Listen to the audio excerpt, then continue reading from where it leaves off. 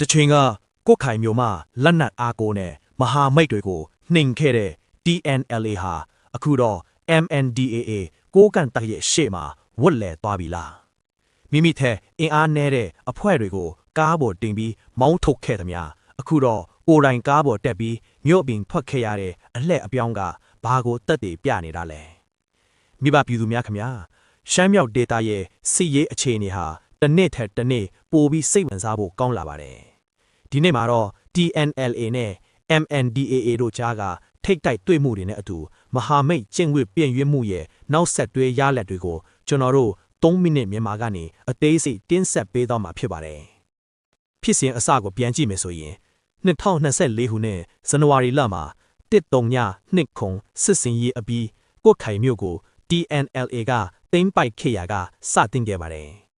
အောင်ပွဲရပြီးတဲ့နောက်ဖေဖော်ဝါရီလ4ရက်နေ့မှာ KIA တပ်ဖွဲ့ဝင်တွေကကချင်အမျိုးသားတော်လှန်ရေးနေ့အတွက်အလံတွေစိုက်ထူခဲ့တာကို TNLA ကလိုက်လံဖြုတ်သိမ်းခဲ့ပါတယ်။ဒါဟာမဟာမိတ်အချင်းချင်းကြားပထမဆုံးစော်ကားမှုပါတယ်။ဒီလိုအနိုင်ကျင့်မှုတွေက2025ခုနှစ်မှာပိုမိုဆိုးရွားလာခဲ့ပါတယ်။ဇန်နဝါရီလ26ရက်နေ့မှာ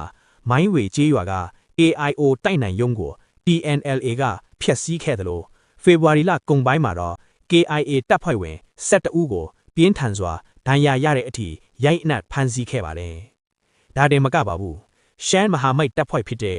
SSPP ကိုလည်း2024ခုနှစ်မေလအတွင်းမှာ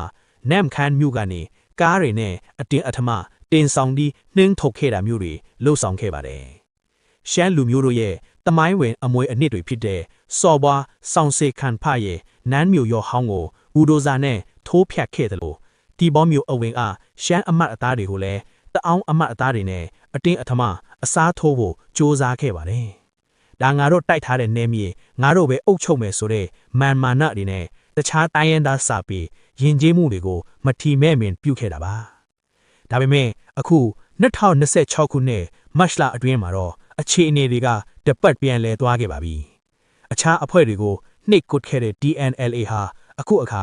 MNDAA ကိုးကန်တိုက်ရဲ့ထိုးစစ်ဆင်မှုကိုခံခဲ့ရပြီးကိုခိုင်မြို့ကနေပြန်လဲမောင်းထုတ်ခံလိုက်ရပါတယ်။ TNLA တပ်ဖွဲ့ဝင်တွေကိုကားပေါ်တင်ပြီးမြို့ပြင်ထုတ်တာတအောင်းအလံတွေကိုဖယ်ရှားခိုင်းတာတွေဟာသူတို့အရင်က KIA နဲ့ SSPP အပေါ်လုတ်ခဲ့တဲ့လုပ်ရက်တွေအတိုင်းအတိအကျပြန်လဲကြုံတွေ့နေရတာဖြစ်ပါတယ်။ဒါဟာမဟာမိတ်ကျင့်ဝတ်ဖောက်ဖျက်မှုကြောင့်ဖြစ်လာတဲ့ဝက်လဲမှုပါပဲ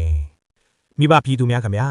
တိုင်းရင်းသားအင်အားစုတွေကြားမှာလက်နက်အားကိုပြီးတဦးနဲ့တဦးအနိုင်ကျင့်နေကြမယ်ဆိုရင်တော်လန်ရေးရဲ့ပန်းတိုင်ဟာဝေးနေအောင်မှာပဲဖြစ်ပါတယ်။အခုလိုတော်လန်ရေးလက်နက်ကိုင်အချင်းချင်းမညီညွတ်ပဲအင်အားပြိုင်နေကြတာဟာစစ်အုပ်စုနဲ့တရုတ်အတွက်အကြိုက်တွေ့စီပြီးအမျက်ထုတ်အတုံးချခံရမယ်အခြေအနေစီကိုပဲတွန်းပို့နေပါလိမ့်မယ်။ဒါကြောင့်တိုင်းရင်းသားအချင်းချင်းကြားမှာအပြန်အလှန်လေးစားမှုနဲ့ညီညွတ်မှုကသာတော်လန်ရေးရဲ့တခုတည်းသောထွက်ပေါက်ဖြစ်တယ်လို့ကျွန်တော်တို့3မိနစ်မြန်မာကနေတတိပေးတိုက်တွန်းချင်ပါတယ်။မိဘပြည်သူများအနေနဲ့လည်းအခုလိုဖြစ်ပေါ်နေတဲ့အခြေအနေတွေအပေါ်ဘယ်လိုမျိုးထင်မြင်ယူဆကြသလဲဆိုတာကိုမှတ်ချက်ခန္ဓာမှာရေးသားပေးခဲ့ကြဖို့ဖိတ်ခေါ်လိုပါတယ်။နောက်ထပ်ရောတခြားနိုင်ငံရေးစစ်ရေးဘယ်လိုအကြောင်းအရာတွေကိုသုံးသပ်တင်ဆက်ပေးစီခြင်းတလဲဆိုတာကိုလည်းအကြံပြုပေးခဲ့ကြပါဦး။တော်လန်ရေးကိုအားပေးတယ်ဆိုရင်အခုလိုသတင်းသုံးသပ်ချက်တွေကိုများများမျှဝေပေးကြဖို့လည်းတိုက်တွန်းလိုပါတယ်